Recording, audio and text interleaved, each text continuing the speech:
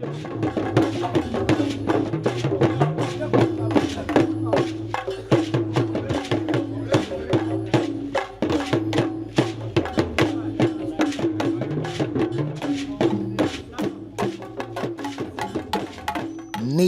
has blessed mankind with a beautiful and perfect habitat, a conducive atmosphere, vast water bodies, high mountains, massive rocks, big trees and vegetation. And there is a town that is copiously endowed with rocks and mountains, valleys and caves, and with the right mix of rivers, water dam, trees and greens, an awesome landscape is formed. This is Okeho, the city set on the rock, cannot be hidden.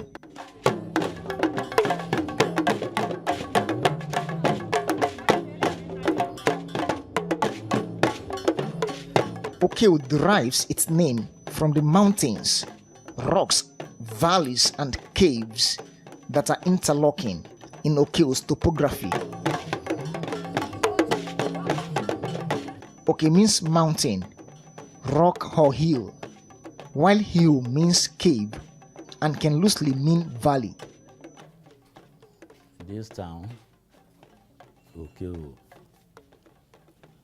came into being since 1680 AD. It was founded by one crown prince from Ilaro, Ogun State. He was a crown prince when the vacant place of Olo-Ilaro came up. Then that man's name was Oyo-Rona. So he was unable to be installed. His junior brother was installed. That's how he left Ilaro and came to this area. So his first place of settlement was called Omogudu. That is behind our rest house on the way to Ishemili here. So he settled there with some of the people that came along with him from Ilaro, like Onipede, that is Mogaji Ijo. Then like Mayejo, and Jagun and all other people. They came with him from Ilaro. In pre-modern times, Okeho served as a place of refuge, accommodating and protecting people who were being displaced by the Fulani and Daumi invaders. The town is therefore an amalgam of different clans in the Yoruba nation. The mountains surrounded us here, as it was in those days. The mountains surrounded where they went, so as to provide security, because the Fulani horse cannot climb mountains, and they have only plain land in the middle.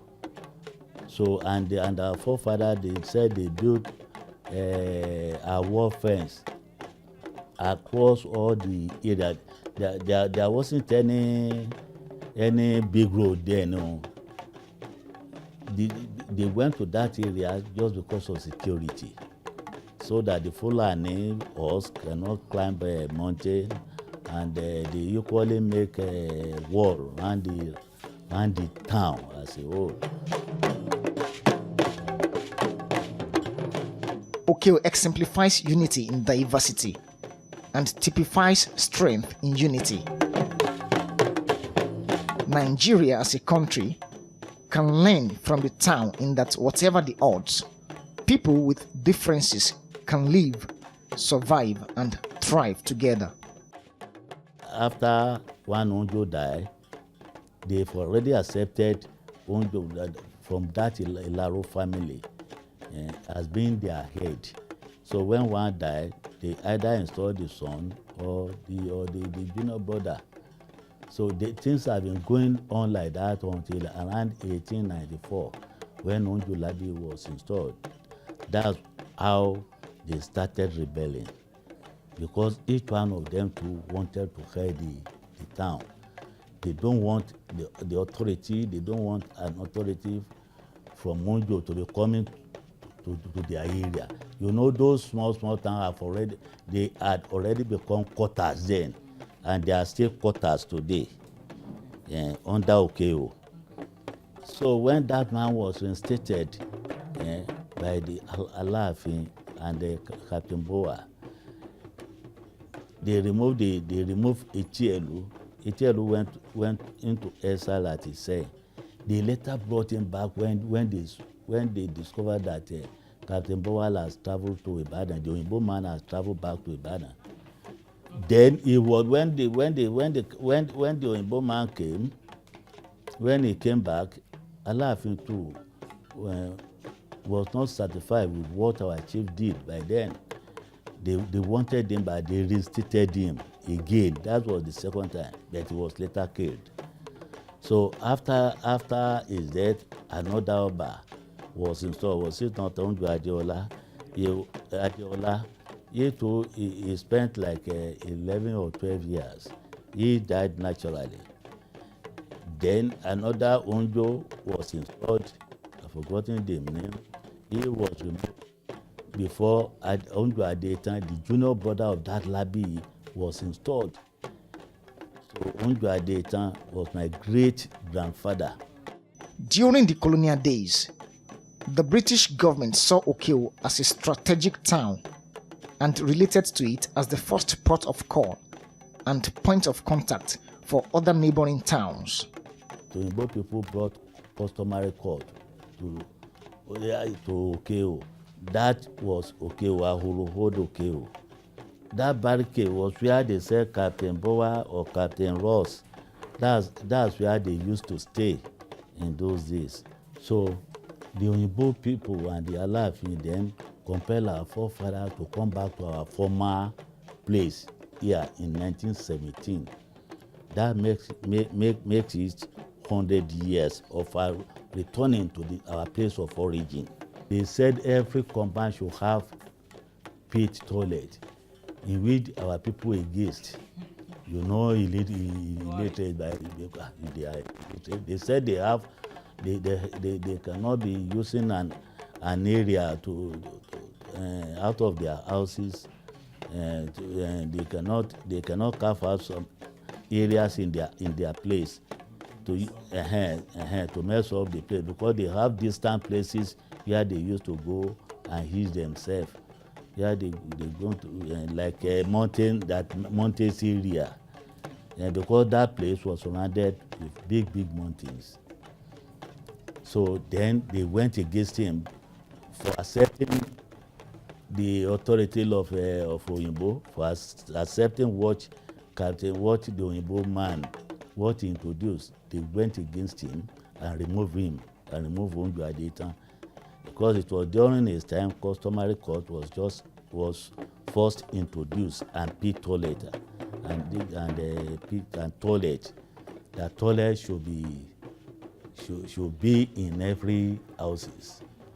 So later, when he was removed, he died at Oyo.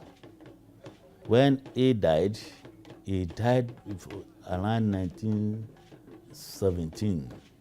So before that 1970, another Onjo was installed.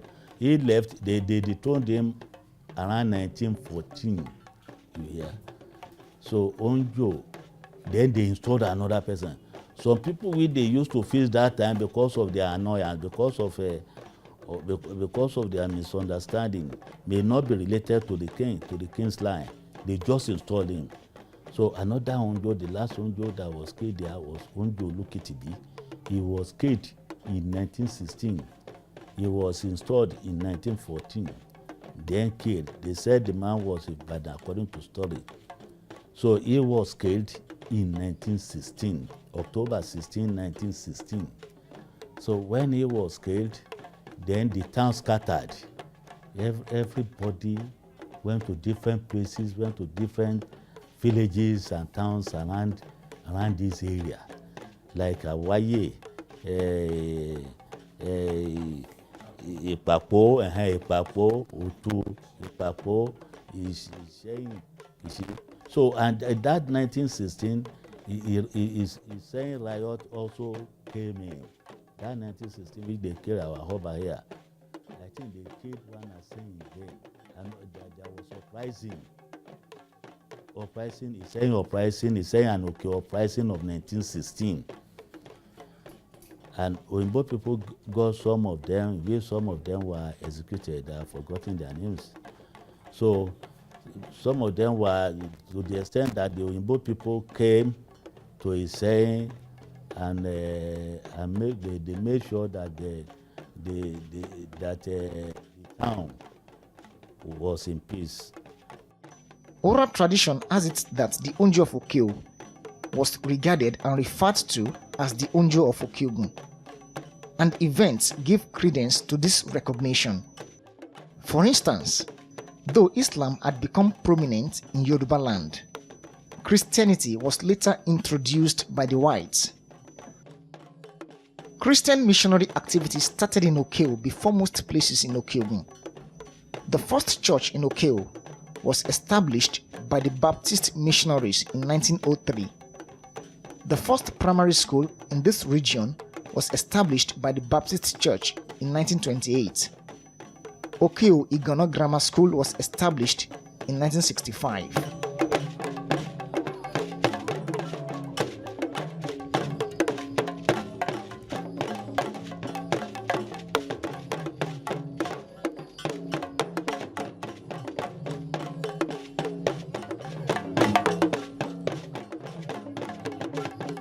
In Nigeria's political history, Okeho was recognized as an important power bloc.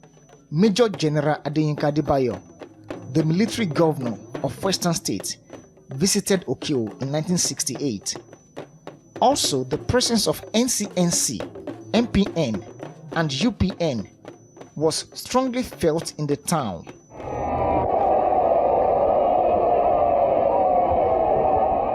The leader of UPN and its presidential candidate in the 1979 election, Chief Obafemi Awolowo visited Okeho twice. The great Zik, Chief Remi Fani-Kayode, Chief Samuel Ladoke Akintola also paid visits to the town at different times. In 1991, Okeho was one of the few towns in Okeogun visited officially by the then military president, General Ibrahim Babangida. However, despite the role Okeho has played as a place of fortress in times of war, despite the succor it has given to many in times of despair, despite the peace it has helped to maintain in Okeogun region, despite its use by different regimes for administrative purpose, despite being used as a political leverage in power games, Okeho is just being treated as a pawn in power play. Okeho has long been neglected by the Nigerian government and by the world. Years of reckless abandon have brought pain and disappointment to the people. For instance, a dam project which was supposed to provide pipe-borne water for Okeho and neighboring towns has long been abandoned, and the facilities have rotted away. This is Okeho Dam. We have some rivers here that join together, but the major one is Akoko River. The dam was constructed by the then Oyo-Empire Agri Development Project before it metamorphosed into Oyo State Agri Development Project. So, but since the construction has remained like that, the dam here can serve all the communities, all the towns in Kajala local government, and we have 8 towns in Kajala government.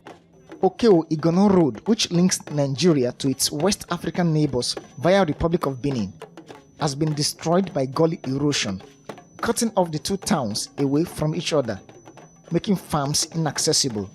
There was flood some years ago, so that was in the 1990s, early 90 to 91, 92. There was a flood, terrible flood. So vehicles with passengers were flooded away. So, and we recorded casualties, many casualties. The only state hospital, the General Hospital, which has been serving Okeho and its neighbors, is crumbling, and construction work meant to rebuild it has stopped. No federal educational institution in Okeho, no government company, no attention from the government. Considering the protection Okeho provided the people against the Fulani and Dahomey intrusion in the years of war, with the preponderance of high mountains and rocks having caves and hollows created by nature, providing shield and fortress, with some of the rocks exhibiting scientific phenomenon such as reverberation of sound, Okeho should be a major tourist center generating huge revenue. However, Okeho people have not folded their arms in idleness. Okeho sons and daughters are industrious. They are striving to make the town great and give it its rightful place of prominence. We have been appealing to government. The town is surrounded by mountains. There was a time they said they discover one mineral inside one of our area, one of our rock here, but we are still on that one. It has been reported to your state government, and they've already sent people from the Ministry of Mines to this place. I want to use this opportunity to express the community gratitude to the chairman of the Centenary Committee, headed by retired MD of the First Bank, Chief Oyo-Empire. And I equally want to use the opportunity again to thank the chairman of Egyomo Bile Okeho. They have been helping the community, both of them, in different ways. That is Alhaji Lazisi Lakanla. And equally want to express our gratitude to the Ashiwaju of Okeho land. That's Professor Badigeshi. Okeho boasts eminent sons and daughters who have made exploits and have put the town on the global map of excellence. Reverend J.A. Adeshino, Chief Bade Oladeji, Chief Tunji Thomas, Chief Isaac Adelodun, Alhaji Chief Olokweyan, Professor Shegun Badigeshi, Alhaji Rajibo Modioku, Alhaja Chief Mrs. Sidikatu Folorunsho, Dr. Kiiton Babalola, Chief Bayonde Ayonlowo, Engineer Ladeji Alarape, Dr. Afusat Busari, Reverend J.A. Okeshiji, Mr. Moyo Ajekigbe, Professor Jacob Babayemi, Dr. Mary Ogundiran. All the people aforementioned and many other notable people who were not mentioned due to time constraints have made the community proud. Okeho people are resilient, spirited and dogged. They are building their own schools, their own hospitals, businesses and companies, maintaining the little infrastructure they have, planning together to get their own higher institution. As individuals, they are attaining greater heights professionally and academically, shaking the world and ruling their world. They are working hard, hoping that someday the light will shine, rapid progress will come, and the children of today will emerge as academic and professional giants who will transfer wealth and wisdom to the next generation, so that Okeho will eternally be great and prosperous. Long live Okeho, the city set on rocks and fortified by mountains.